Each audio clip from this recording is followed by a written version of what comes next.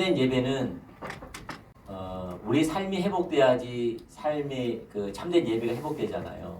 그러니까 예배는 살아계신 실존하신 그 하나님께 예배를 드리되 그의 아름다움과 선하심과 그의 인자하심을 마음껏 높여드리고 그 주님으로 기뻐하고 주님을 갈망하는 예배잖아요. 아멘. 근데 삶에서 실제로 그러한 삶을 살 때에만 우리가 모여서 예배드릴 때 그 예배가 가능하거든요. 그러니까 그 하나님의 실존 앞에 서는 삶을 살아야지만 가능하죠. 그러니까 우리가 그 다윗만 보더라도 밧세바를 간음할 때 다윗이 하나님이 자기를 보고 있다는 사실을 알았을까요, 몰랐을까요? 그 순간에는 몰랐지요. 네, 몰랐어요. 그래서 밧세바를 불러다가 간음할 때, 그리고 우리아를 청부살인시킬 때, 지시할 때, 그 보고를 받을 때 하나님이 그 모든 걸 보고 있다는 사실을 다윗은 몰랐어요. 근데 성경은 하나님 뭐라 그러죠? 나단 선지자를 통하여서 내가 다 보았다. 이게 하나님의 실존이거든요. 우리가 수요일날 살펴본 것처럼 요시야 왕이 성전에서 율법책을 발견하고 말씀 자기 조상들이 말씀 그대로 불순종해서 말씀 그대로 징계와 심판이 임했다는 사실을 알고 옷을 찢었지요. 그런데 훌다 그 여선지자한테 가서 물었더니 훌다 그 여선지자가 하는 말이 하나님이 너의 때에는 평안을 줄 거다 라고 말하면서 왜 평안을 주느냐? 너가 나의 말을 듣고 마음이 옷을 찢었기 때문이라고 말을 해요. 하나님은 어쩌면 요시아가 자기 옷을 찢고 있다는 사실을 하나님 보고 있다는 걸 알았을까요, 몰랐을까요? 모를 수도 있겠지요. 몰랐을 거예요. 근데 하나님은 뭐죠? 나는 보고 있다는. 그게 하나님의 실존이거든요. 이게 하나님의 실존이에요. 그러니까 그것을 실제로 믿음으로 사는 것이 믿음이란 삶이에요. 그걸 믿는 삶이에요. 그게 신앙이에요. 하나님은 보고 계신다는 거예요. 실제로 보고 계시고 그걸 내가 아는 거예요. 그 앞에서 하나님이 어떤 분이신가, 하나님의 사랑과 선함과 인자하심과 자비와 아름다우신 분을 그의 성품이 우리 삶 속에 마음껏 경험되는 것이죠. 그 하나님을 경험하다가 모여서 그 하나님 앞에서 우리 삶 속에 그 아름다우신 하나님이 경험함으로 그 하나님을 마음껏 칭찬하고 높여드리는 것이 예배 회복이에요. 이때 하나님이 앞서가겠다는 거지. 마찬가지로 우리가 이렇게 살면 하나님이 여러분 삶을 앞서가세요. 그 실존 앞에서 그 믿음으로 살면. 아멘. 이게 우리 교회 가운데 지금 세우고 계시는 것 중에 하나예요. 하나님은 뭐라고요? 다 보고 계신다. 하나님은 다 아신다는 거예요. 모세와 하나님이 40일 동안 광야 시내산 꼭대기에 있었지만 이스라엘 백성들이 그 시내산 밑에서 우상 숭배를 했잖아요. 하나님은 어땠어요? 다 보았다는 거예요. 그걸 모세에게 말해준 거예요. 내가 그들을 보았다. 그게 이제 하나님의 실존이에요. 그게 신앙생활이에요. 그 하나님과 교제하는 거예요. 하나님은 나의 모든 삶을 다 보고 계시고 신명기 30장 15절 이하로 말한 것처럼 내가 복과 생명을 내 앞에 두었는데 너는 항상 복과 생명을 선택하라. 내가 곧 복이요 생명이라고 말하면서 복과 생명을 선택하는 방법이 하나님의 실존을 인정하고 그분을 사랑하는 거예요. 그때만 복과 생명이 함께해요. 그때서야 하나님이 우리 삶 속에 운행한 것도 보이기 시작하고 운행해 가시고 하나님을 경험하고 이게 삶이 예배가 되는 거고 그러한 자들이 모여서 우리가 하나님의 실존 앞에서 그분 앞에 예배하는 것. 좋으신 하나님, 선하신 하나님. 나를 다 감찰하시고 공의와 사랑으로 나를 친절히 대하시고 실수하지 아니하시고 공평하시고 차별하지 아니하시고 그의 선하심만큼 찬양합니다.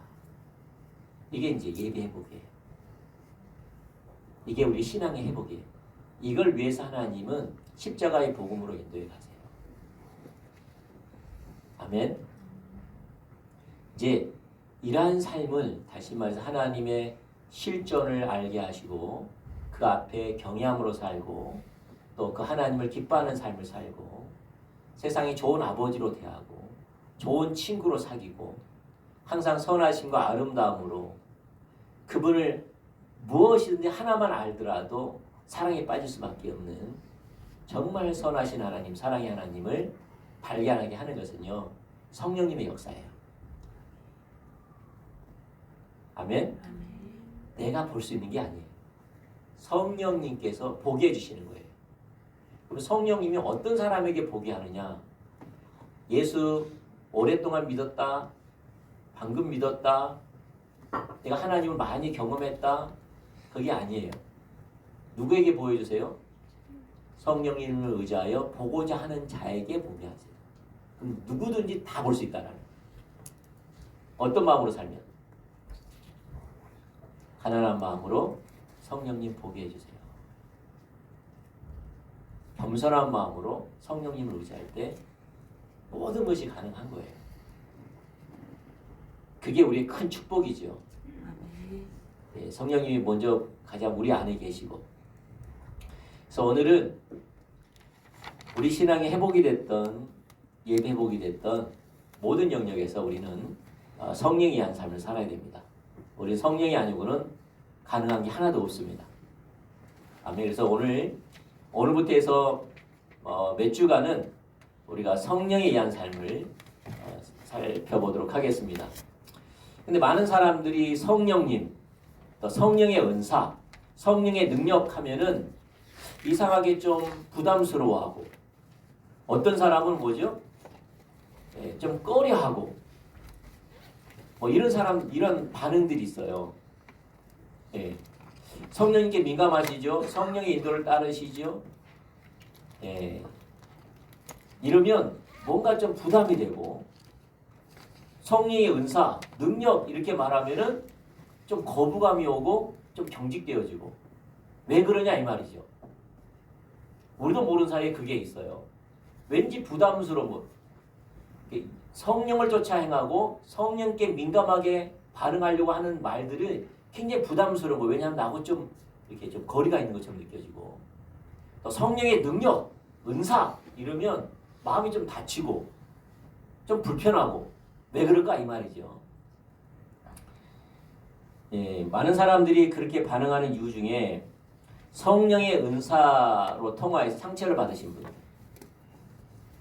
예, 어떤 사람이 예언을 해줬다거나 아니면 성령에 따라 뭐 이렇게 말해주고 이러면서 이용당했거나 피해를 받거나 또 그런 사람을 통해서 상처를 받았거나 이걸 통해서 마음이 좀 닫아지는 그런 것도 있을 수 있고 또 소위 은사자들이 목회자의 권위에 들어오지 않음으로 말미암아 어떤 문제를 야기시키는 걸 갖다가 옆에서 보면서 좀 부작용이 나타나는 걸 보면서 마음이 저건 좀 안 좋다 그런 마음을 갖거나 아니면 은사가 나타나면 자신이 특별하다고 생각해서 끼리끼리 노는 거죠. 그 무리만 따로 방을 짓는 것, 파벌을 만드는 걸 보면서 좀 불편한 마음을 가질 수도 있고 아니면 은사를 통하여서 성령의 인도라고 말하면서 자신의 유익을 위해 성령님을 남용하고 은사를 남용해서 다른 사람들을 정삼고 다른 사람들을 자기 유익을 위해서 받아들이려고 하는 사람. 이걸 당했거나 지켜봤으면 또 성령님에서 마음이 또 닫혀지고 기타 등등 여러 가지를 통하여서 우리도 모르는 사이에 성령님 또는 은사, 예언, 능력, 기도 사역 이러면 왠지 열린 마음이 아니라 어떻게 해요? 마음이 닫히고 경각심이 생기고 막 좀 근육 들어지고 이런다는 거죠. 이런 것은 하나님께로 오는 게 아닙니다. 그래서 우리는 앞으로 4시간을 통해서 성령에 의한 삶을 살펴볼 것인데 이걸 통해서 성령님과의 관계가 새롭게 되기를 축복하고요. 이걸 통해서 성령님과 동행하는 삶이 더 깊어지기를 예수님을 축복합니다.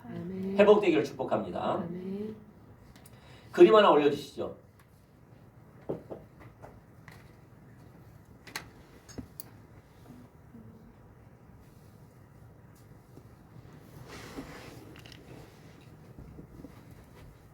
네. 자, 이 그림이 있습니다. 저걸 하나로 말해서 십자가 복음이라고 합니다. 십자가 복음이라고 말하죠. 신앙의 본질은 십자가 복음 1권이고 나머지는 십자가 복음 2권이죠. 하나를 통해서 우리 십자가 복음이라고 합니다. 십자가 복음의 핵심적인 것은 인격체신 예수님이죠. 예수님과 교제 가운데 그분을 알고 그분을 사랑하는 삶이죠. 신앙의 본질이죠. 그리고 작은 의미에서 십자가 복음이죠. 말씀의 토대에 뭐죠? 오직 성령, 오직 십자가, 오직 믿음, 오직 은혜한 삶이죠. 다시 말해 십자가 복음의 토대에 의해서 신앙의 본질을 담을 수가 있어요. 실제적으로 우리가 하나님과 친밀한 교제를 나누고 동행하는 삶을 살고 싶은데 안 되는 이유는 말씀의 토대에 의해서 오직 성령, 십자가, 믿음, 은혜한 삶을 살지 않기 때문에 그게 가능하지 않는 거예요. 자기식이기도 하고 안 되는 거예요. 그래서 우리는 하나님과 실제적인 교제, 실제적인 동행하는 삶, 실제로 하나님을 경험하려면 반드시 작은 의미의 십자가 복음 가운데 세워져야 됩니다. 아멘? 근데 작은 의미의 십자가 복음에 오직 성령, 십자가, 믿음, 은혜, 말씀이 한 삶은 따로따로가 아니라 하나예요. 하나. 뭐라고요? 하나예요. 예를 들어서 우리가 십자가에 의한 삶, 나는 죽고 예수가 사는 삶을 살려면 그것은 오직 성령으로만 가능하고요. 은혜로만 가능하고요. 믿음으로만 가능하고요. 그것은 오직 말씀의 토대 위에 가능합니다. 이 중에 여러분이 어떤 거 하나라도 하나님께 배운다면은 다 배워야 됩니다. 하나님이 여러분을 믿음으로 인도하십니까? 그럼 이제 다 돼야 됩니다. 성경이 말하는 믿음이 뭔가? 믿음이 생기려면요, 성령이 역사하셔야 됩니다. 그 은혜로 가능하고요. 그리고 그는 십자가로 자기를 부인한 삶을 살아야지만 가능합니다. 뭐든지 마찬가지입니다. 저 세 가지는 작은 의미의 십자가는 같습니다. 아멘. 저 중에 하나라도 실제가 되려면 다 같이 가야 됩니다. 다 같이 가야 됩니다. 그리고 아무리 내가 은혜한 삶을 살아도 실제로 열매 맺지 못하는 이유는요, 나머지가 같이 가지 않아서 그래요. 같이 가지 않아서 그렇습니다. 그래서 참되게 배우려면 저 다 배워야 됩니다. 그러면 저 다 공부해야지 배우느냐? 그렇지 않아요. 성령님께서 가르쳐 주세요. 가르쳐 주세요. 그래서 오늘은 특별히 하나님과 실제적인 교제, 실제적인 동행하는 삶을 살려면 우리는 반드시 성령에 의한 삶을 살아야 됩니다. 아까 말씀드린 것처럼 하나님의 현존 앞에서 그의 음성을 듣고 순종하면서 하나님을 경험하려면 뭐가 필요하다고요? 성령이 필요해요. 성령이 아니면 가능하지가 않아요. 왜냐하면 그것을 이룰 수 있는 능력이 내게 없어요. 하나님을 인식하고자 하는 열정을 갖는 것도 내게 없고요. 인식할 수도 없고요. 말씀을 해도 들을 수가 없고요. 말씀을 듣는다 하더라도 순종할 수 있는 능력이 내게 없어요. 우리는 아무것도 없어요. 어떤 성도님이 저한테 그러더라고요. 자기 인생을 바꾸는 것 중에 하나가 제가 그러니까 천지 창조할 때 우리 가운데 어떠한 선함과 우리 가운데 어떠한 능력이 없이 태어난 것이 하나님의 완전한 창조다. 어떤 분은 그것을 완전한 창조가 아니라 뭐죠? 뭐라고 잊어버렸네. 불완전한 창조라고 이야기했거든요. 나는 그건 동의할 수 없었거든요. 하나님은 그렇게 창조했어요. 그게 인간이에요. 사실 하나님의 도움 없이는 살아갈 수 없는, 은혜로만 안 되는, 믿음이면 안 되는, 우리 그렇게 창조해 놓은 거예요. 아멘. 우리 인간에는 어떠한 선함이나 어떠한 능력이 없어요. 이걸 그렇게 창조해 놨어요. 근데 이것이 완전한 창조라는 거예요. 누구 의지하면서 살라고? 하나님을 의지하면서. 그게 없다니까요. 이게 없는 것을 알 때만 자유해요. 이따 좀 이따 살펴보겠지만 우리가 구약의 삶을 살펴보면서 언제 구약의 삶이 멈추는가, 이걸 보는 사람이 구약의 삶이 멈추거든요. 좀 이따 그게 무슨 말이냐 좀 들어보면 알 수 있어요. 아멘. 그러니까 우리는 무엇 신앙생활에 어떤 것이라도 할 수 없는 능력이라는 거, 없다. 어떤 선함이 없다는 거예요. 능력이 없다는 거예요.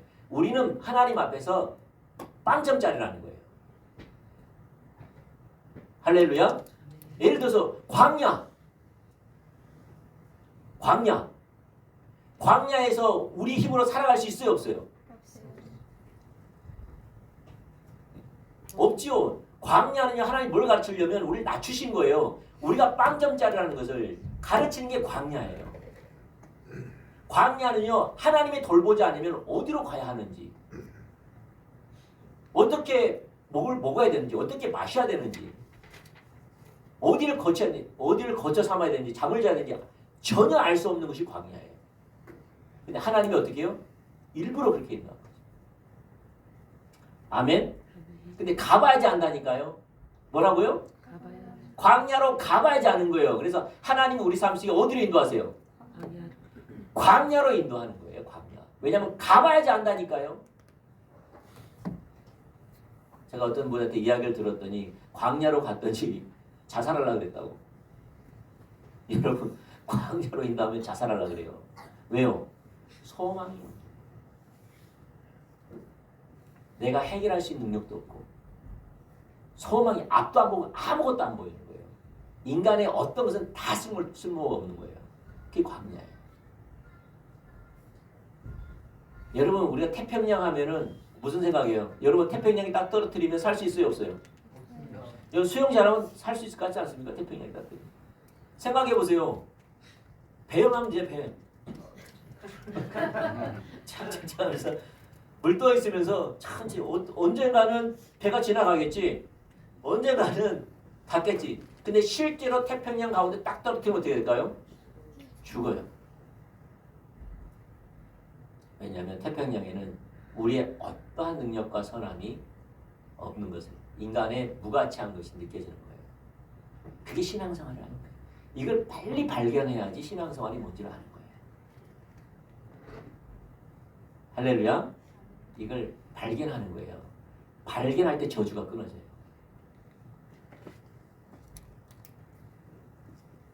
내가 이렇게 하면 행복할 것 같고 이렇게 하면 즐거울 것 같고 이런 것들이 다 절망이 와야지 그때 살아요.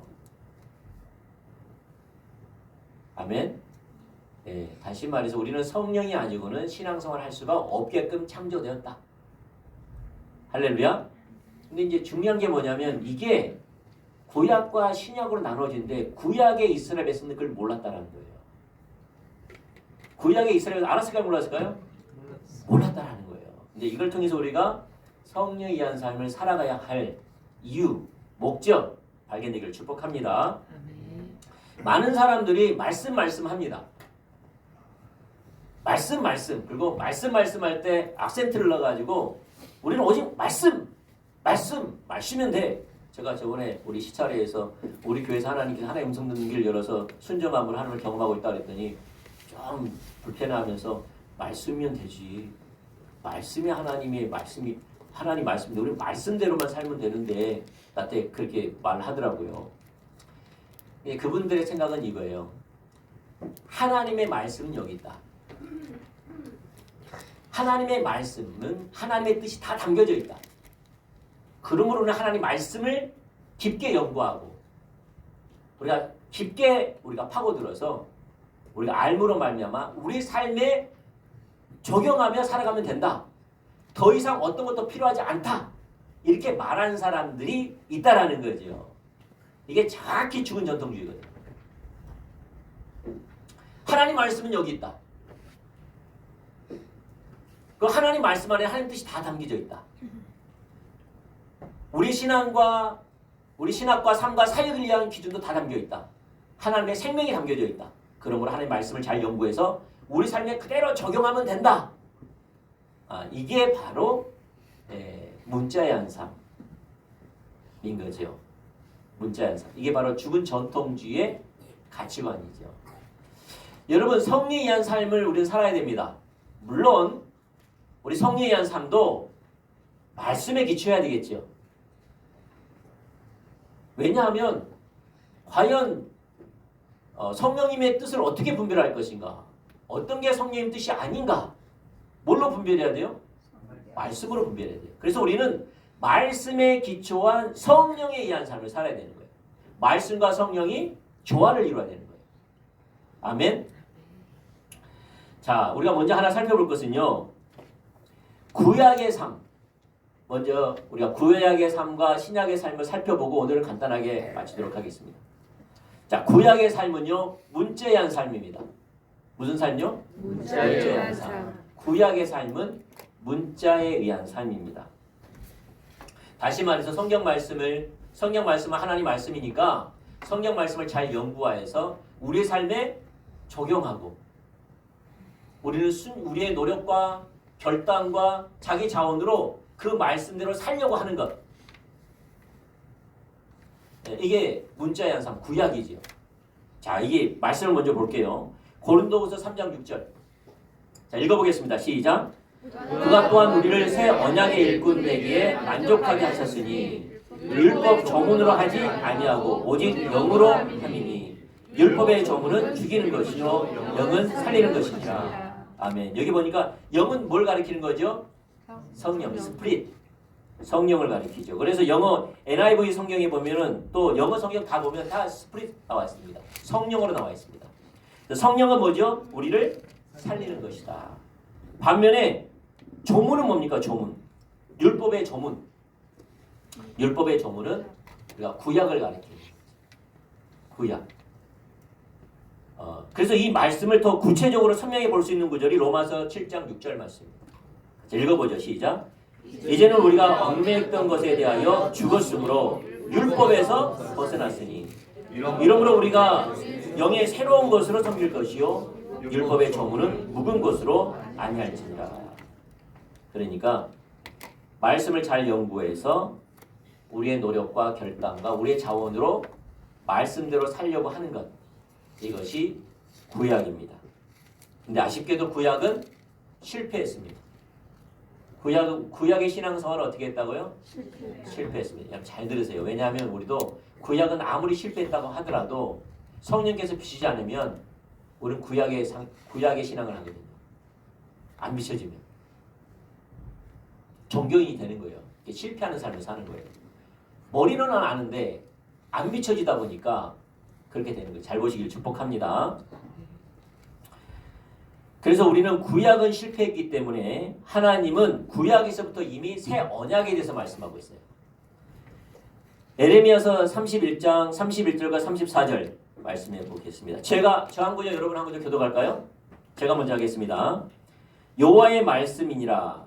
보라, 날이 이르리니 내가 이스라엘 집과 유다 집에 새 언약을 맺으리라.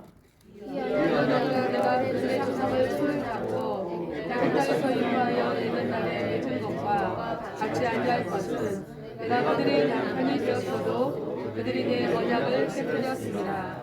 여호와의 말씀이니라. 그러나 그날 후에 내가 이스라엘 집과 맺을 언약은 이러하니 곧 내가 나의 법을 그들의 속에 두며 그들의 마음에 기록하여 나는 그들의 하나님이 되고 그들은 내 백성이 될 것이라. 여호와의 말씀입니다. 그들이 다시는 각기 이웃과 형제를 가리켜 이르기를 너는 여호와가 알라 하지 아니하리니 이는 작은 자로부터 큰 자까지 다 나를 알기 때문이라. 내가 그들의 악행을 사하고 다시는 그 죄를 기억하지 아니하리라. 여호와의 말씀이니라. 아멘. 여기 보니까 내가 그들의 열조의 손을 잡고 애굽 땅에서 인도하여 내던 날에 세운 것, 이게 뭘까요? 시내산에 세웠던 건 뭘까요? 예, 율법이죠. 곧 구약을 가리킵니다. 구약. 그때 하나님은 어떤 언약을 맺었어요? 부부의 언약을 맺었지요. 하나님은 남편이고 우리는 신부인데 누가 언약을 깨뜨렸다라는 거죠? 신부, 이 이스라엘 백성들이 언약을 깨뜨렸다라는 거예요. 그래서 구약의 언약은 실패로 돌아갑니다. 그래서 하나님이 뭘 계획한 거죠? 새 언약. 새 언약을 말씀하고 있죠. 근데 이제 우리가 이제 질문을 던질 게 하나가 있어요. 어떤 질문이라면 그렇다면 하나님 구약의 이스라엘 백성들이 실패하게끔 왜 문자한 삶을 살게 하셨습니까? 라는 거죠. 신약은 새 언약 영을 주신다 하고 구약은 문자한 삶을 주셔서 실패하게 했습니까? 라는 질문을 할 수도 있겠죠. 왜 그러냐 그 말이에요. 왜 실패했냐 이 말이에요. 먼저는 하나님 편에서는 문제가 없어요. 하나님 편에서는. 왜냐하면 말씀 자체가 우리 봅시다. 로마서 7장 12절. 네, 그거부터 볼게요. 자, 읽어보자. 시작. 이러보건대 율법은 거룩하고 계명도 거룩하고 의로우며 선하도다. 그러니까 하나님의 구약의 말씀은 어떤 거예요? 거룩하며 의롭고 선한 거예요. 완전하지 않아요? 완전해요. 이 말씀대로 살면 생명을 얻게 돼 있어요. 근데 이상하게 이 하나님의 생명의 말씀이 우리 가운데 죽음을 줬다 이 말이에요. 말씀 보시죠. 앞에 거 고린도후서 3장 6절 다시 읽겠네요. 시작. 그가 또한 우리를 새 언약의 일꾼되게 만족하게 하셨으니 율법의 조문으로 하지 아니하고 오직 영으로 하매니 율법의 조문은 죽은 것이요 영은 살리는 것이라.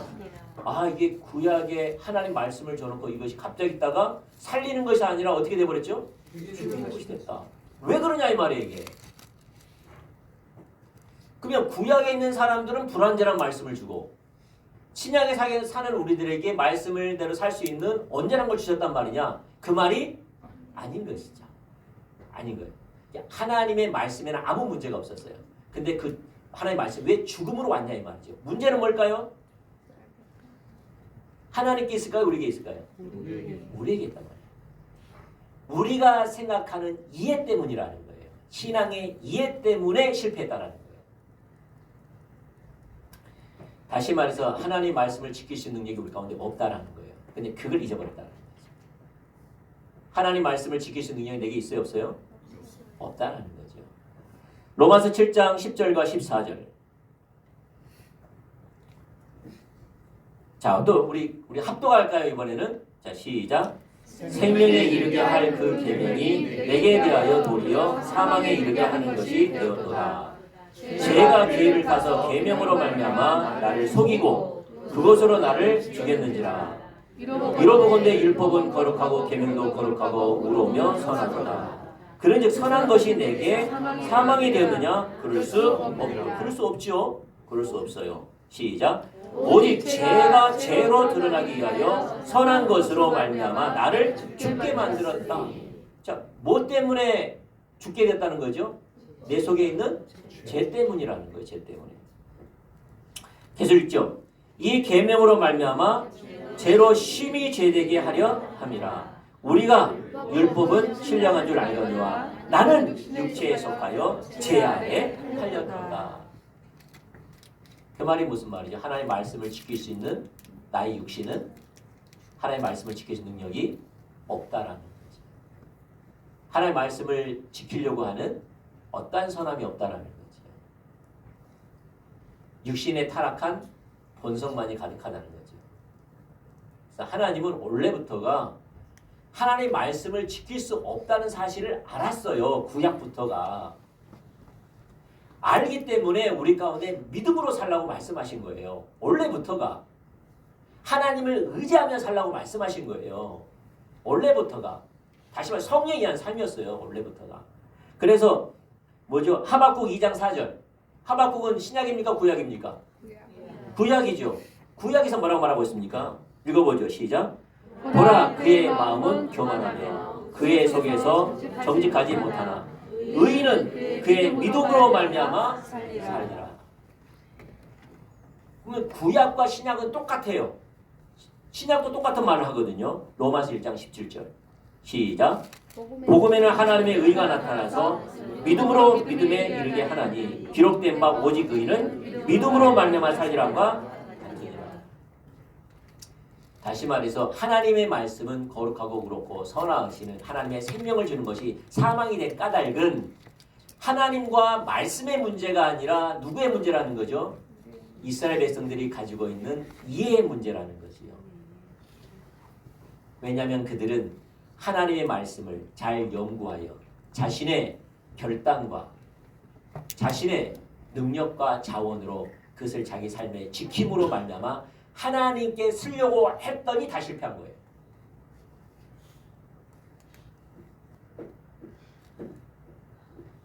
다 실패한 거죠. 그게 바리새인들의 삶이죠. 그 여파 그대로 자기 조상들이 했던 그대로 했던 것이죠. 그들은 하나님의 음성을 들은 적도 없고 형령을 본 적도 없고 그러므로 말씀이 그 속에 거하지 않지. 왜냐하면 믿음으로 살지 아니하고 성령으로 사는 것이 아니라 하나님의 말씀으로 의로워지려고 하고 그 의로 하나님께 쓰려고 했기 때문에 버림을 당했죠. 그게 실패한 겁니다. 실패한 겁니다. 신약에 사는 우리들도 구약이 실패했다고 하면서도 그렇게 합니다. 다시 말해서 우리의 모든 삶에 성령님을 의지하는 삶을 살지 않는 거죠.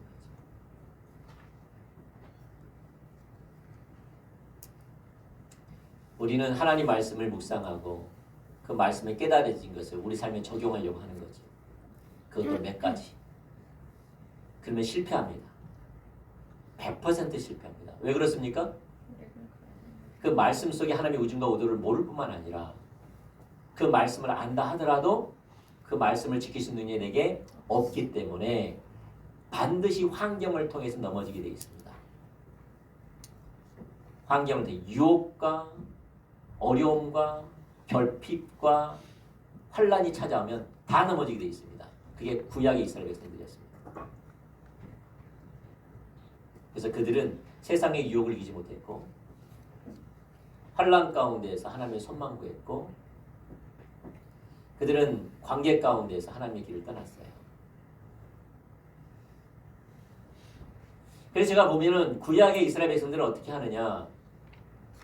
하나님 말씀이 있어요. 하나님 말씀은 거룩하고 선하여 의로워요. 하나님 말씀대로 살아야지만 모든 게 회복되어져요. 맞습니까? 그래서 이 하나님 말씀이 있기 때문에 어떻게 했느냐.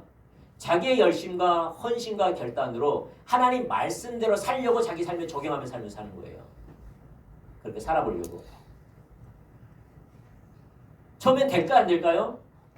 돼요. 부분적으로 된 것 같기도 하고 부분적으로 성취감도 느끼기도 해요. 근데 언제 넘어지느냐? 환경을 통해서 넘어져요. 세상의 유혹, 어려움, 낙심과 좌절, 관계에 어려움이 오면 다 버려요. 그럼 어떻게 될까요? 정죄감에 시달리지요. 하나님 앞에 나가지 못하지요. 말씀이 도리어 자기를 죽이죠. 넘어져 있는 자기 자신을 망치로 내 머리를 친 것처럼 정죄하지요. 너는 쓸모없어. 너는 실패자야. 너는 안 돼. 말씀은 어려운 거야. 하나님 뜻대로 사는 것은 불가능해. 이걸 계속 심어주지요. 그러면 푹 꺼집니다. 불신 가운데, 원망과 불평 가운데 푹 꺼집니다. 우리는 예수님을 알기 때문에 다시 이렇습니다. 시간이 지나면 다시 이렇습니다. 또 도전합니다. 하나님 말씀은 거룩하고 선하시고 말씀대로 살아야지만 하나님을 사랑하는 거고 말씀대로 살아야지만 회복과 부흥이 오니까 내 삶이 회복되니까 말씀대로 살려고 무너진 내 삶 가운데 말씀대로 살려고 또 결단하고 헌신하고 자기 자원으로 열심히 순종하며 삽니다. 또 된 것 같습니다. 기쁨도 있습니다. 언제 넘어져요? 환경. 가장 연약한 부분을 건드리는 환경이 딱 오면 다 나버립니다. 안 되는구나. 나는 실패자구나. 하나님의 생명도 없지요. 문자의 삶을 사니까. 하나님이 안 도와주시구나. 말씀대로 사는 것은 불가능하구나. 말씀대로 살지 못하는 걸 뻔히 알면서 말씀대로 살라고 하나님이 하신 거 아닌가? 의심도 되고. 그렇게 산 사람이 어디 있어? 이런 마음도 생기기도 하고. 어렵다. 불가능하다 나는. 설교를 듣고 말씀 보면 정죄감이 오고 깊은 영적인 슬럼프에 빠집니다. 또 살고 싶어서 또 끼끼 또 일어납니다. 애를 써봅니다. 삐죽거리고 다시 일어납니다. 주님 나를 사랑하시죠? 그러면 다시 일어납니다. 그래 너 사랑해. 그러면 다시 또 말씀을 도전하는 거예요. 잘해보려고. 경건하게 살아보려고. 말씀대로 살아보려고. 자기를 쳐서 복종해보려고. 발버둥을 칩니다. 근데 문제는 뭐죠? 똑같은 환경에 다시 넘어져요. 자신의 연약함과 자신의 연약함이 있거든요. 이게 하나님 테스트하는 건데 이 연약함 또 넘어져요. 반드시 반복적이에요. 그게 하나님 말씀이 나를 살리는 게 아니라 나를 죽이는 겁니다. 실패하는 겁니다. 근데 그러한 삶을 구약이 실패했는데 지금의 신약에 사는 우리들도 똑같이 합니다.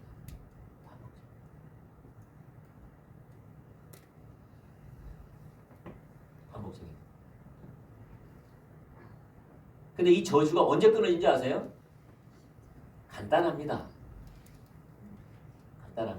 하나님 말씀에 도전하다가 환경을 통해서 넘어진 걸 통해서 이때만 가능합니다. 주님, 나는 하나님 앞에 설 수 있는 어떠한 선함도 없고 하나님 말씀을 지킬 만한 어떠한 능력도 없습니다. 나는 못 삽니다. 하는 순간 말씀의 저주가 딱 끊어져요. 나는 안 돼. 이제 나는 두 손 두 발 다 돼. 이제 내 식대로 안 해. 나는 말씀의 몇 가지를 지키는 삶을 살지 않겠어. 내 노력으로 안 살겠어. 내 결단으로 안 살겠어. 나는 성령님만 의지하고 성령님과 교제하며 그분을 사랑하기를 결단하는 거예요. 하나님을 사랑하기를 결단하는 거예요.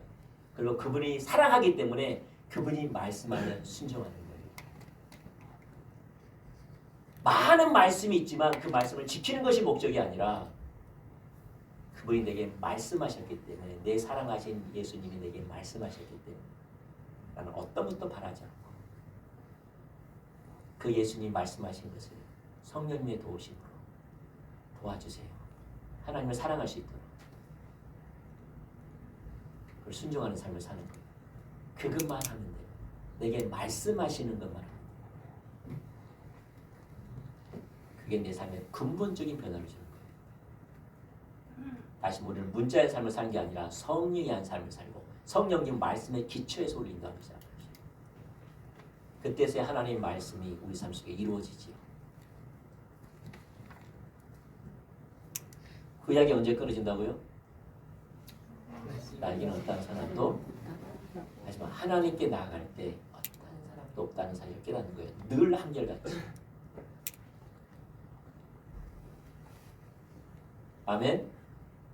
여러분 세상에 모든 사람들을 한 줄로 세웠다고 합시다. 강도도 있고 경건한 사람 있고 선교사도 있고 순교하려고 직접까지 있는 사람 진짜 경건한 사람 다 모아놨다고 합시다. 하나님께 나아갈 수 있는 길은 딱 한 가지예요. 뭡니까? 예수님의 십자가의 공로. 나를 죄 없다 하신 십자가의 덕분에만 갈 수 있어요. 왜요?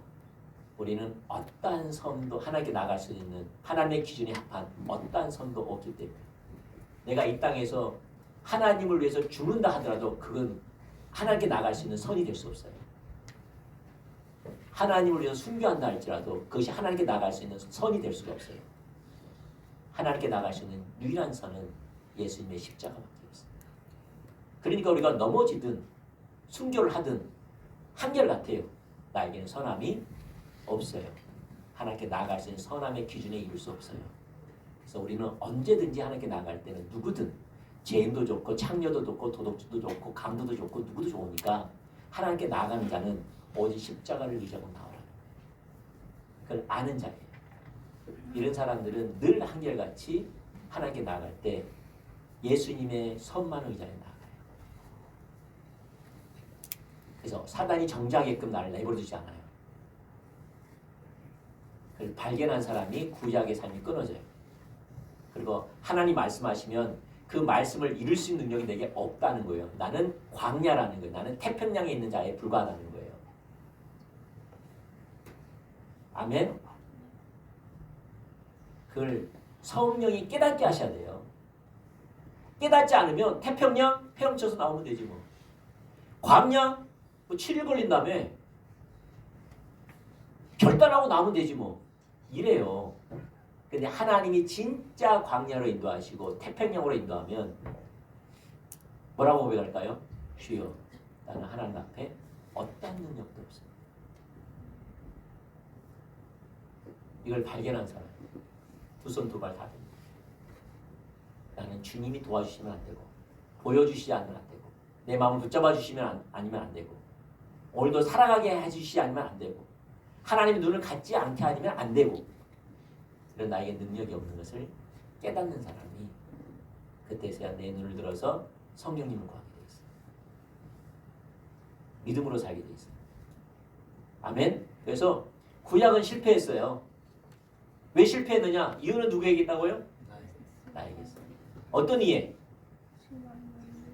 네, 내 능력과 내 결단과 내 힘으로 하나님 말씀대로 살아보려고 하는 애씀. 이게 실패하게 만들었어요. 이것은 자기로부터 출발했기 때문에 반드시 넘어지게 돼 있어요.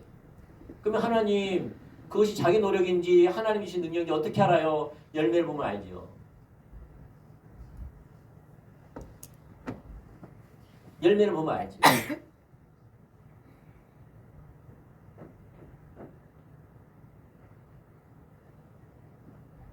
자기 자원은 실패하게 돼 있어요. 오직 성령으로만 우리는 하나님의 뜻을 이룰 수가 있어요. 아멘. 그렇다면 이제 신약으로 한번 가볼까요? 신약. 자, 신약의 삶은 성령에 의한 삶입니다. 네, 우리 가운데 있는 다시 말해서 구약의 이스라엘 백성들이 가지고 있는 이해를 깨트리기를 원하시고 구약의 이스라엘 백성들이 그리워했던 그 실제가 우리 가운데 임한 사건이죠. 구약은 문자에 한 삶이라면 신약은 성령에 한 삶입니다. 고린도후서 3장 6절 자주 읽네요. 자, 읽어보겠습니다. 시작.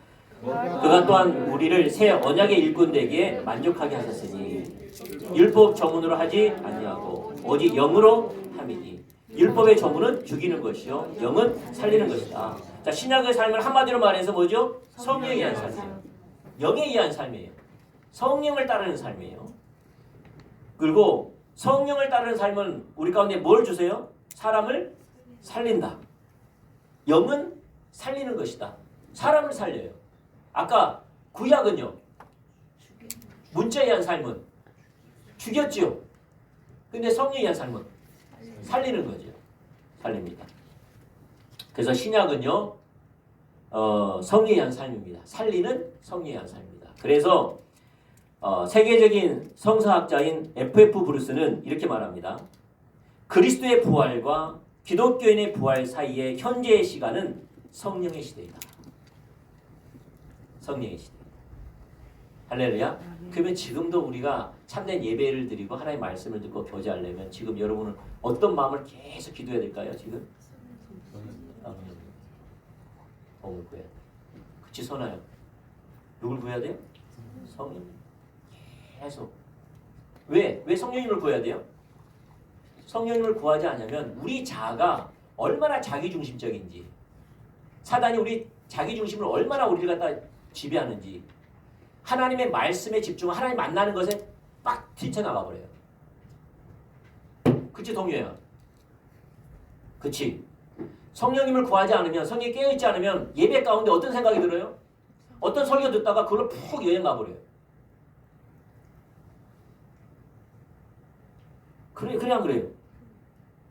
잘 모르시나? 좋게 예배를 드리다가도 성령님을 놓쳐버리면 어떤 말씀을 들을 가운데 어떤 것이 생각나고 어떤 것이 깨달아지고 어떤 게 비춰지고 어떤 것이 기억나면은 그걸로 여행을 가버린다니까요. 저쪽으로. 왜요? 그 사단이 하는 짓이에요. 이게 사단이 하는 짓이에요. 핵심 뭡니까? 하나님 못 만나요. 그냥 가는 거예요. 사단은 다른 게 아니에요. 하나님을 만나지 못하게 하는 거예요. 깨닫지 못하게 하는 거예요. 우리 생각을 사로잡아 다른 곳에 가게 만드는 거예요. 그게 영적 전쟁이에요. 어느 때 가장 많이 있습니까? 예배 때예요. 설교할 때 가장 많은 영적 전쟁이 일어나요. 사단은 계속 다른 곳에 우리의 영혼을 던져요. 계속. 여러분 가스불 끄고 왔어요? 어디 고양이나 개밥 주고 왔습니까?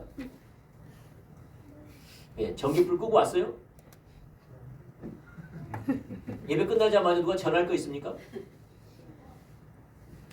사단은요 계속 예배 가운데서 하는 거예요. 그러니까 우리 이론과 실제로 완전 다르다니까요. 우리 아무리 성령이한 사람이 해도 그걸 아는 거지 실제는 그렇게 살려고 발버둥치지 않아요. 그러니까 영적 전쟁이 뭔지, 하나님 성령이 어떻게 우리 가운데 민감하게 역사하는지 이런 것들이 우리가 경험되는 거예요. 할렐루야. 그렇게 될 때 다시 말해 참인 걸 추구할 때만 영적 전쟁이 있는 거예요. 참인 거 안 추구하면 사단은 공격할 필요가 없어. 어차피 딴 길로 갈 거니까. 우리가 참인 걸 추구할 때 사단은 역사해요. 예배도 마찬가지. 우리는 누굴 죽어야 돼요? 성령님이요. 왜냐하면 우리는 처음부터까지 성령이 한 삶이에요. 모든 것이. 그래서 우리 가운데 훈련되는 게 뭐냐면요. 하나님의 임재 가운데 하나님을 바라보는 그 삶이 훈련이 돼야 돼요. 반드시. 반드시. 그래서 새 언약은 뭐냐? 자, 새 언약의 특징은 하나님의 법을 우리의 마음에 주셨어요. 하나님의 법을 어디에 두었다고요? 우리의 마음. 미리 결론적으로 이야기하면요. 하나님의 법을 우리 마음에 뒀다는 것은 성령을 주셨다는 말씀이에요. 미리 결론적으로 이야기하면. 에레미야서 31장 33절. 구약에서 이미 우리 가운데 그걸 약속하고 계세요. 자, 읽어보세요. 시작. 그날 후에 내가 이스라엘 집과 맺을 언약은 이러하니 곧 내가 나의 법을 그들의 속에 두며 그들의 마음에 기록하여 나는 그들의 하나님 되고 그들은 내 백성이 될 것이니라. 여호와의 말씀이니라. 성령을 어디다 두겠다는 거죠? 우리 마음에 두겠다는 거예요. 결론적으로 이야기하면 이따가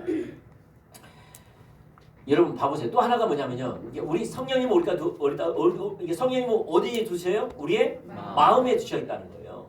하나님의 법과 하나님의 뜻을 우리 마음에 두겠다는 거예요. 성령님 우리 마음에 두겠다는 거예요. 왜 그러느냐? 이따 또 우리가 살펴보면 자연스럽게 이해가 돼요. 근데 여러분 봐보세요. 우리를 예수님 안에 세우신 분은 누구시냐? 하나님이세요. 다시 말씀드려요. 우리를 예수님 안에 굳건하게 세우시는 분은 하나님이세요. 이걸 먼저 기억하세요. 자, 우리를 예수님 안에서 굳건하게 세우실 분은 누구라고요? 하나님이라는 거예요. 이게 기억하시길 축복합니다. 고린도후서 1장 21절과 22절. 시작. 우리를 너희와 함께 그리스도 안에서 굳건하게 하시고 우리에게 기름을 부으신 이는 하나님이시니라. 다시 말해 우리를 그리스도 안에서 굳건하게 세우기 위해서 우리 가운데 뭘 부었다는 거죠? 성령을 부으신 분인데 근데 부으셨는데 누가 하셨다는 거예요? 하나님이 하셨다. 주체가 하나님이시라는 거예요. 22절 시작. 그가 또한 우리에게 인치시고 보증으로 우리 마음에 성령을 주셨다. 그 일을 위해서 성령을 부으셔서 우리 마음에 성령을 주셨다는 거예요. 뭐 하기 위해서? 우리를 그리스도 안에서 굳건하게 세우기 위해서 그 일을 행하셨다는 거예요. 그래서 성령을 보증으로 주셨다는 거죠. 근데 많은 사람들이 이것을 봐보세요. 우리를 예수님 안에 굳건하게 세우는 것을 많은 사람들이 자기의 노력이라고 생각해요. 자기의 노력의 결과라고 생각해요. 그럼 우리의 노력이 아니라는 거죠. 성경은 뭐라 말합니까? 그것이 하나님의 일, 성령님의 일이라는 거예요. 할렐루야. 여러분 봐보세요. 예수님 안에서 우리가 굳건하게 세우는 것, 구원, 한마디로 구원이죠. 구원. 여러분 구원은 세 가지의 특징이 있죠. 구원은 첫 번째가 뭡니까? 칭의, 그 다음에 성화, 영화죠. 이게 그리스도 안에 굳건하게 세우는 것, 예수님 안에 굳건하게 세우는 거거든요.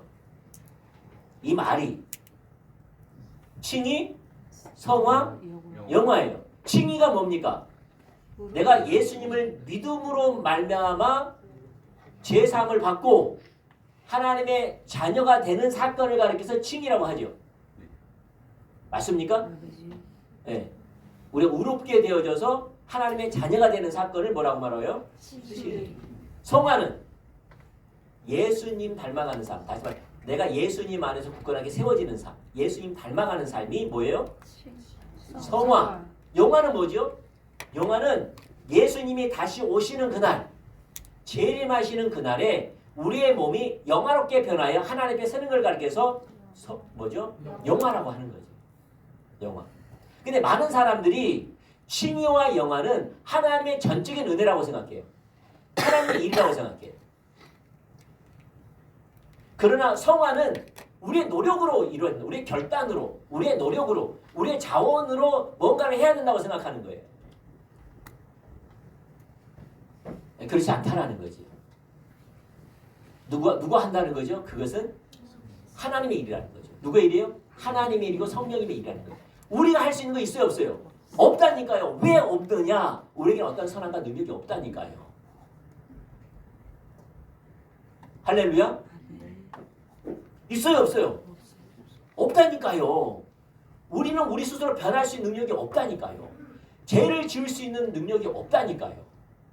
세상을 이길 수 있는 능력이 없다니까요. 사랑할 수 없다니까요. 전도할 수 없다니까요. 건강한 가정을 세울 수 있는 능력이 없다는 거예요. 하나님을 만날 수도 없고 참된 예배를 드릴 수도 없다라는 거예요. 하물며 말씀 볼 수 있는 능력도 없다라는 거예요. 무슨 말이냐? 우리는 할 수 있는 게 아무것도 없다라는 거예요. 구원만 하더라도 내가 구원받기 위해서 구원을 이루기 위해서 하나님 앞에서 어떤 것도 할 수 없다라는 거예요. 예수님이 다시 오셔서 내 마음을, 내 영혼을, 내 육신을 영화롭게 변화시키는 능력이 내게 없다라는 것과 똑같이 내 삶의 신앙생활을 할 수 있는 게 없다는 거예요. 아무것도 없어요. 있어요, 없어요? 없어. 그러면은 칭의, 성화, 영화는 누구의 일이라는 거예요? 하나님의 일이라는 거예요. 하나님께서 그 일을 이루기 위해서 우리 가운데 기름을 부으사 성령님을 우리 안에 주셨다는 거예요. 그 일을 이루기 위해서. 그럼 우리는 뭐 해야 되는 거죠? 딱 하나가 중요해요. 성령님께 협조하면 되는 거예요. 성령님께 협조하면 되는 거예요. 아멘? 이건 우리가 해야 돼요. 자원하는 마음으로 우리는 가만히 있으면 되느냐? 그게 아니죠. 그럼 로봇이에요. 그게 아니라 우리는 뭐죠? 자원하는 마음에서 자유의지를 가지고 뭐 하면 돼요? 성령님께 협조하면 되는 거예요. 협조하면 되는 거예요. 아멘? 자, 갈라디아서 5장 16절과 26절. 그래서 그럼에도 불구하고 신앙생활은 자동으로 되는 게 아닙니다. 우리는 성령님께 협조하여서 성령님께 민감하게 반응하고 성령의 인도에 따라 순종하면 되는 거예요. 그것만 하면 되는 거예요. 뭐 하면 된다고요? 성령님께 민감하여 성령이 말씀하시면 순종하면 돼요. 근데 이 삶을 살지 않으면 신앙생활은 아무것도 가능한 게 하나도 없어요. 아무것도.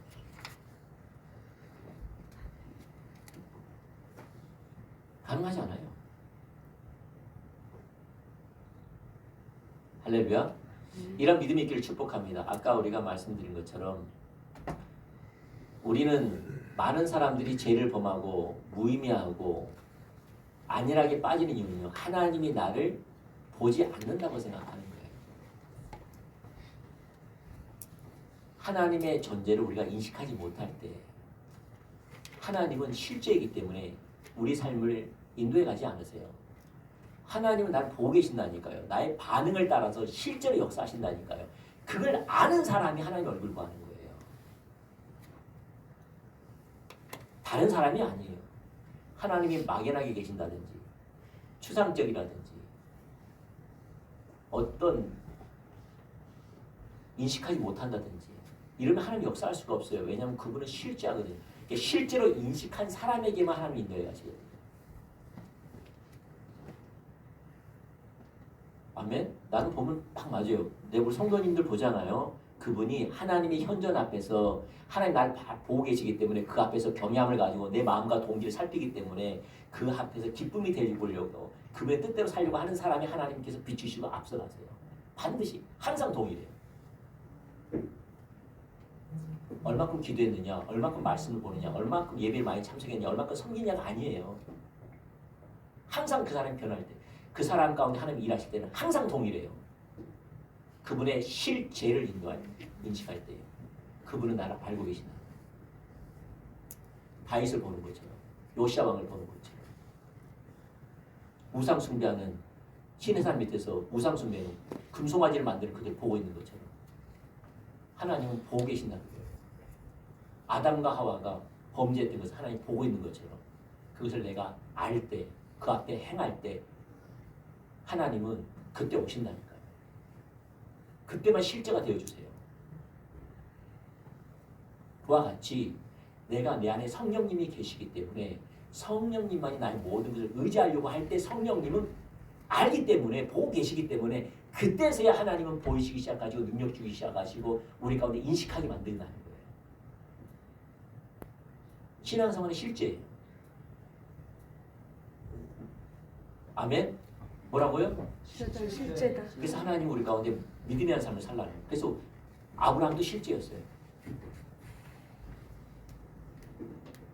라합 실제였어요. 여리고 사람들은 이론이었고 발발 뜰까 모르겠지만 이론이었고 라합은 실제였어요. 실제니까 어떻게 목숨을 걸어요? 실제니까. 그래도 그는 얼마나 실제였다면 당신이 반드시 차지할 것인데 오거든 우리를 기억해달라는 거예요. 내가 너에게 선대를 베푼 것을 기억해달라는 거예요. 왜냐하면 그는 실제로 보고 있는 거예요. 그러니까 하나님이 실제로 그에게 은혜를 베푸시고 하나님은 거기 계신 거예요. 아멘? 이걸 축복합니다. 근데 우리는 언제 믿으려고, 언제 하나님의 실제를 인정하려고 그래요? 홍해를 가는 사건이 있는 후에 믿으려고 그래요. 예수님의 창자국과 못자국을 만든 다음에 믿으려고 그래요. 믿을 수 있어요, 없어요? 그 믿음은 가짜 믿음이에요. 왜 가짜 믿음이냐? 그건 좀 있으면 사라질 것들이에요. 그 믿음. 왜요? 그 표면적인 믿음이거든요. 표면적인 믿음은 사라져요. 근데 성령님께서 내 눈을 열어 깨닫게 하시는 것은 하나님을 아는 지식으로 나온 것은 하나님이 인식하게 돼 있어요. 그런 삶을 살려고 해요. 반응하려고 해요. 아멘. 그래서 우리는 뭔가를 경험했냐가 아니라 뭐라는 거죠? 성령님께서 실제로 개인적으로 사실적으로 깨닫게 해주자는 거예요.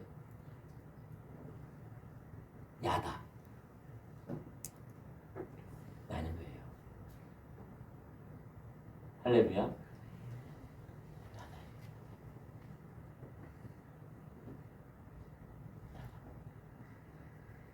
이번 주 제가 수요일날, 주일날인가요? 화요일인가 이야기했잖아요. 금요일날.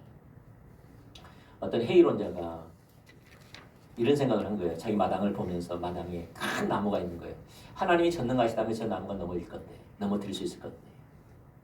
하나님은 전능하신 분이고 살아계신 분이라면 저 나무는 넘어뜨릴 수 있을 것인데. 떨어지게 쳐다봤대요. 넘어질까 안 넘어졌을까요? 내가 하나님은 전능하시기 때문에 저 나무를 무너뜨리면 믿겠다는 거죠. 똑같이 쳐다봤더니 안 무너진 거예요. 근데 그날 저녁밤에 태풍이 왔는데 아침에 왔더니 그 나무가 무너진 거예요. 큰 나무인데 그 나머지는 나무가 뭐죠? 안 뽑혔어요. 그 나무만 무너졌어요. 그리고 자기가 놀랬대요. 그리고 첫 해, 두 때, 세 때 해가 넘어갈 때 그 나무를 봤는데 아무렇지도 않대. 이제 감동도 없고 가마도 없는 거예요. 그게 회의론자들이거든요. 다시 말해서 그 역사를 보고 놀랄 뿐이지 믿음은 생기지 않는 거지. 믿음은 성령님께서 보여주시는 거예요.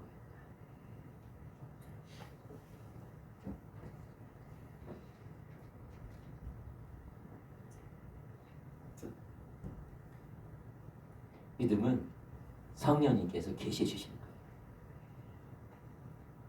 그 믿음은 반드시 열매를 맺어요. 중심의 변화를 가져와요. 그걸 보여달라는 걸 우리가 구하는 것은. 그래서 우리는 현상, 능력, 경험을 구하는 게 아니에요. 그건 이방인들이 구하는 거예요. 우리 눈에 보여달라. 내가 믿겠다. 능력을 행하봐라 예수야. 그렇게 조롱하는 거예요. 근데 그들 가운데 나타내도 수없이 나타냈음에도 불구하고 안 믿어요. 누구만 가능해요? 성령. 할렐루야. 그래서 우리는 성령님께 붙어 있어야 됩니다. 민감하게 반응해야 돼요. 그래서 성령님이 보여주시는 것만 행하면 되는 거예요. 할렐루야. 그게 우리가 하는 거예요. 근데 성령님은 아까 말한 것처럼 내게 실제인 것 마냥 실제로 하나님께 대화하고 실제로 기다리고 실제로 도움을 구하고 실제로 행하려고 할 때만 성령님이 역사하신다는 거예요. 믿음이.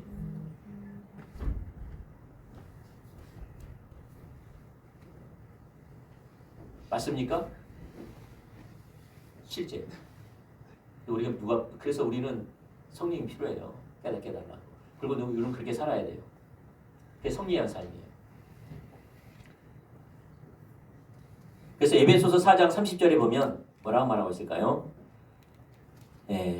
자, 읽어보죠. 시작. 하나님의 성령을 근심하게 하지 말라. 그 안에 너희가 구원의 날까지 인치심을 받았다. 구원의 날까지 인치심을 받았다. 뭘 하지 말라는 거죠? 근심하지 말라. 여러분 성령님을 소멸하지 말라, 근심하지 말라 두 가지가 나오죠. 성령님을 소멸하지 말라는 무슨 것은 언어와 연관된 거죠? 성령님의 은사와 연관되어 있는 거죠. 소멸하지 말라. 근심하지 말라는요. 하나님과 동행하는 삶, 친밀함을 가리키는 거죠. 근심하지 말라는 거예요. 우리가 성령님을 의지하는 삶을 살지 않으면 구원의 날까지 우리 자원을 해야 돼요. 그럼 우리 자원을 하면 망하게 돼 있어요. 파멸하게 돼 있어요. 실패하게 돼 있어요. 우리는 누구에 의한 삶을 살아야 돼요? 성령님에 의한 삶. 자 보세요. 우리는 옳고 그름을 우리의 판단으로 할 수 있어요, 없어요? 다시 말씀드리면 우리의 옳고 그름을 우리의 판단으로 할 수 있어요, 없어요? 없어요. 누구의 판단으로만 정확히 판단하는 거죠? 예수님도 뭐라 말씀하시죠? 나의 판단은 옳다라는 거죠.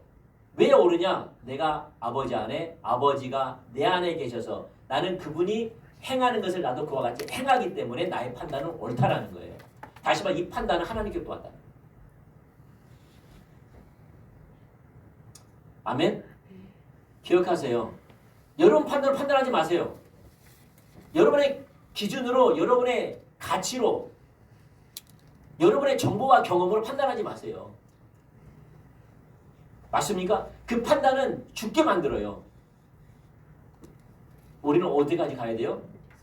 나는 어떤 판단도 할 수 없는 나에게 능력이 없습니다 고백하고 성령님께서 들려주신 것만 판단하겠습니다 라고 묻는 거예요. 성령님께. 할렐루야. 그렇게 되길 축복합니다. 그렇게 해보겠습니까? 성령님께 물으세요. 판단하지 마세요. 그래서 우리는 누구를 판단해도 안 돼요. 뭘 판단해도 안 돼요. 누구께 들어야 돼요? 성령님께 듣고 판단해야 돼요. 안 들리면 판단하는 걸 멈춰야 돼요. 그건 육적인 열매를 맺어요. 우리 이것만 잘해도 성령님과 동행하는 삶을 사는데 엄청난 능력의 삶을 살 수가 있어요.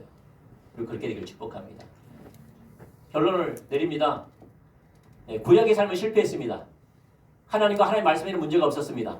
이스라엘 백성들의 이해의 문제가 있었습니다.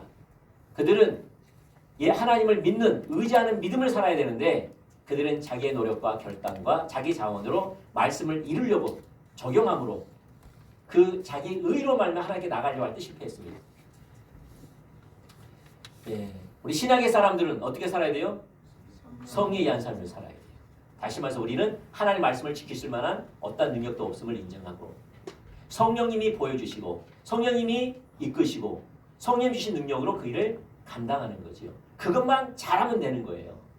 그럼 하나님은 모든 말씀을 이루는 삶을 사세요. 말씀을 우리 삶 속에 생명을 살리는 말씀이 되는 거예요. 그때부터. 그렇게 되길 축복합니다. 특별히 뭘 하는 거죠? 우리의 판단으로 우리의 생각대로 하지 마시고 듣는 대로 성령님께서 말씀하시는 대로 하기를 축복합니다. 할렐루야. 그러면 어떻게 될까요? 여러분을 다루십니다. 다루십니다. 다룬다는 말이 무슨 말이죠? 여러분의 생각대로 하게끔, 여러분의 정보로 하게끔 다루세요. 그때 사단에게 사망과 저주로 가지 않고 생명과 복으로 가기를 축복합니다. 하나님을 선택함으로 그렇게 되기를 축복합니다. 누가 여러분을 자유케 해요? 하나님이, 성령님이 여러분을 자유케 합니다. 여러분을 능력으로 인도하십니다. 그렇게 되면 하나님이 나와 함께한다는 사실을, 성님 나와 함께한다는 사실을 경험을 할 수가 있어요. 우리 좀 기도했으면 좋겠어요. 지금 우리가 회복과 부흥이 절박하게 필요합니다.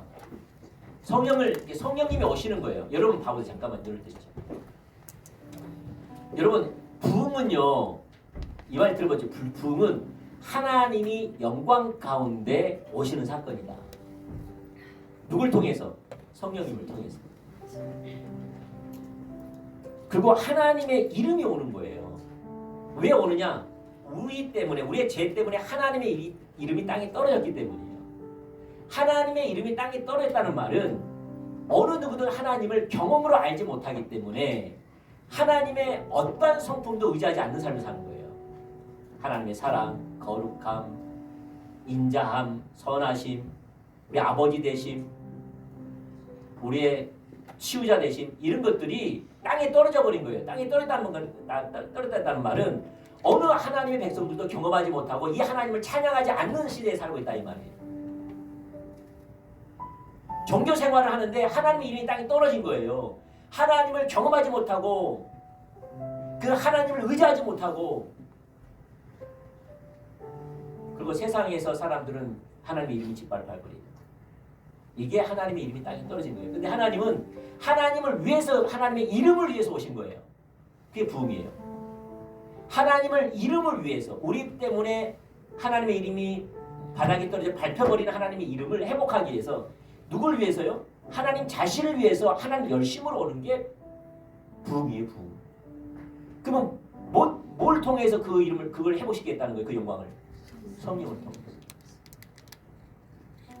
다시 우리가 성령님을 오자, 성령님과 성령께서 우리 압도하시면 다시 하나님을 향한 사모한 마음을 주고 열정을 주시고 우리 가운데 정직한 영을 새롭게 하시고 하나님께 반응함으로 말미암아 하나님을 알게 해주신다.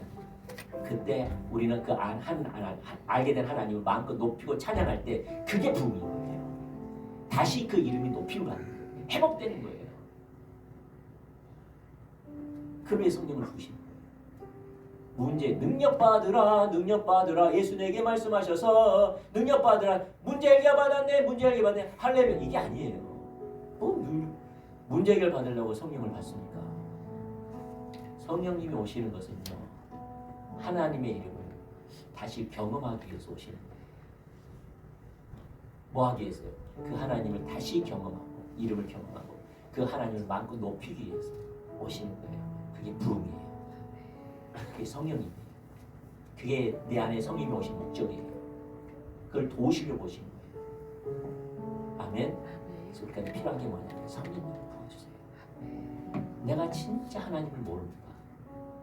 우리 모르잖아요, 솔직히. 진짜 하나님 내가 경험으로 아는 건데, 경험으로 아는 내 삶이 변화가 되는데 내가 이론적으로만 알아서 생명이 없습니다. 내 중심이 안 변하고 있고 내 삶이 안 변하고 있습니다. 성령님을 보내주세요. 죄의 영광을 받게 해주세요. 하나님을 사랑하게 해주시고 열정을 주시고 부드러운 마음을 주세요. 다시 하나님만 높일 수 있도록 성령 역사해 주세요.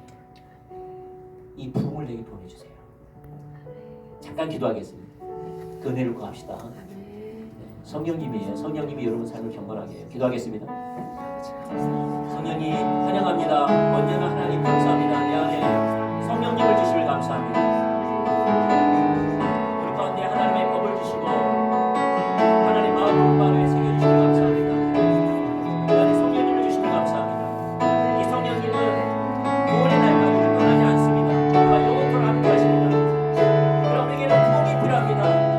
성령 충만이 필요합니다. 부어지는 성령님이 필요합니다. 내 안에 성령과 연합하여서 하나님을 사랑하는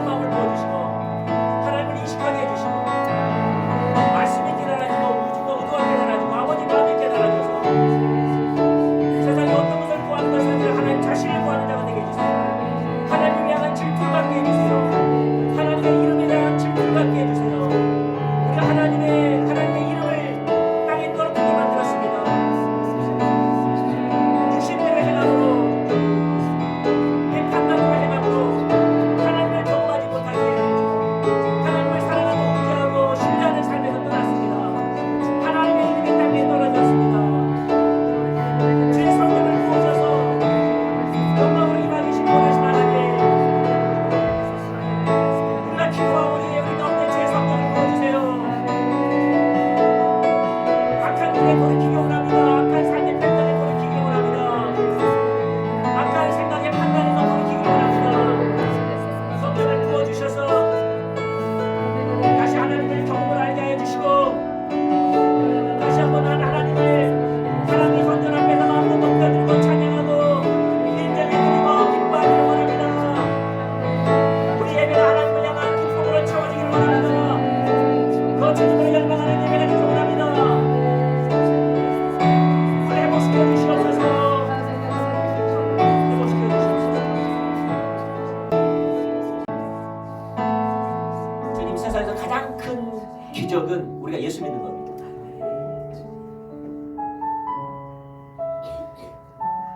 잭디어 박사라고 놀라운 성령의 능력이라는 책을 쓰신 분이 있는데 그분도 그 삶 가운데 놀라운 성령의 역사가 함께했어요. 근데 그가 가장 큰 기적은 지금도 과거에도 그랬고 현재도 그렇고 앞으로도 그럴 거라고 말하면서 그것은 내가 구원받는 거라고 이야기해요. 내가 구원을 받다니, 십자가 믿어진다니, 나를 위한 십자가 믿어지다니, 내가 죄인이라는 것이 믿어진다니, 내가 하나님의 자녀가 됐다는 것이 믿어지고 영원한 천국 백성이 됐다는 사실이 믿어지다니, 내가 어떻게 그걸 믿을 수가 있지? 그건 하나님의 기적이라는 거예요. 성령의 강력한 능력이라는 거예요.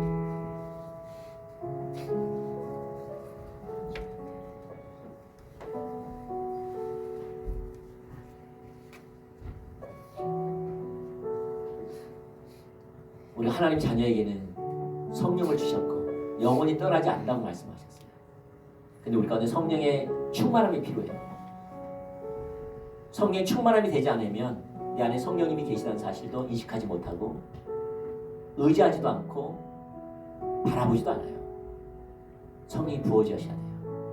성령이 부어주세요.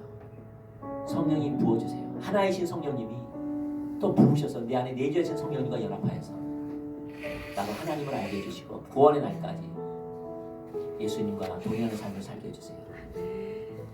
그러한 파워, 다이나믹 파워, 다이나마이트보다 더 강력한 파워가 다이나믹 파워라. 성령님이 나를 그렇게 폭발적으로 변화시킬 수 있습니다. 신앙생활을 할 수 있습니다. 우리가 한순간 한순간도 놓치지 않고 성령을 의지하게 해주세요. 왜냐하면 성령님이 발동하지 않으면 바로 자기중심이 나갑니다. 유혹이 들어오고 짜증이 들어오고 판단이 들어오고 서운함이 들어오고 모든 사단의 쓰레기가 내 머릿속으로 들어옵니다. 그래서 성령님이 역사해 주셔야지 영적인 무산으로 돼서 그들이 다 내게 들어오지 않을 뿐만 아니라 도리어 그것을 업어쳐서 승리하는 자로 가르칠 수 있습니다. 성령님 역사해 주세요. 오늘 예배를 통하여서 성령님을 의지하는 삶을 세워주세요.